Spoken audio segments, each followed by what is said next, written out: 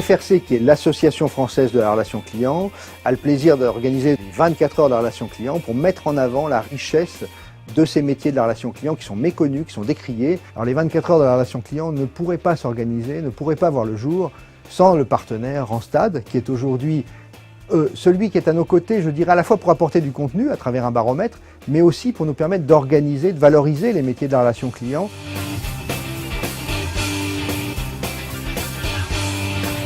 Alors Randstad a développé un réseau spécialisé sur les métiers de la relation client. On recrute tous les jours pour des clients, pour des professionnels, et on recrute des talents, on recrute des compétences. Et le fait d'être au quotidien confronté aux réalités du secteur, on trouvait qu'il y avait un décalage avec l'image que certains pouvaient avoir de la relation client. Alors, cette année, on a introduit l'image et on voulait savoir quelle perception ils avaient du métier, avoir une note d'image et quels étaient les critères d'attractivité. La deuxième nouveauté, c'était s'intéresser au parcours des conseillers clients. Finalement, répondre à la question: que sont-ils devenus? J'étais hier conseiller client, est-ce que je le suis encore aujourd'hui?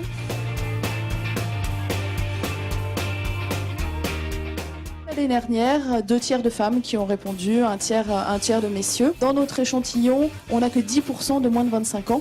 Le secteur se professionnalise et l'autre élément, vous l'avez juste à côté, c'est la proportion en fait des diplômés. On a aujourd'hui dans notre échantillon, et je pense que c'est représentatif, enfin je l'espère, on en discutera après, plus de 64% de nos répondants qui ont au moins un bac+2.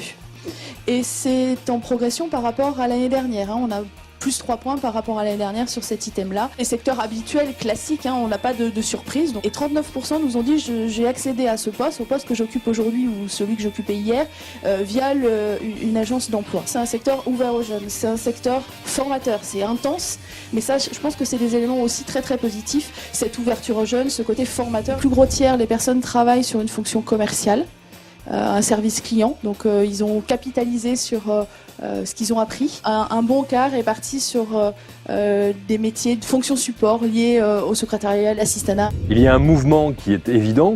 D'un côté, on a des collaborateurs qui ont un besoin de bien-être au travail, et puis des clients de plus en plus exigeants.